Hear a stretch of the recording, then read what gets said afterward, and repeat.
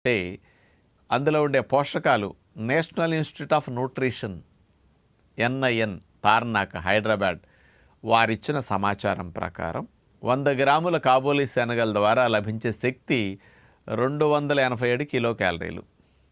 అంత శక్తి ఉంటుందన్నమాట. ఇక ఇందులో మెయిన్గా 40 గ్రాములు కార్బోహైడ్రేట్స్, మరి మాంసకృతులు 19 గ్రాములు, కొవ్వులు 5 గ్రాములు, తక్కువ ఫ్యాట్ ఉంటుందన్నమాట. ఇట్లా ఫైబర్ 25 గ్రాములు పీచు. మెయిన్గా ఈ కాబూలీ శనగల్లో ఫోలేట్ అంటే ఫోలిక్ యాసిడ్ అంటాం కదా, ఇది 233 మైక్రోగ్రామ్స్ ఫోలిక్ యాసిడ్ ఉంటుందన్నమాట.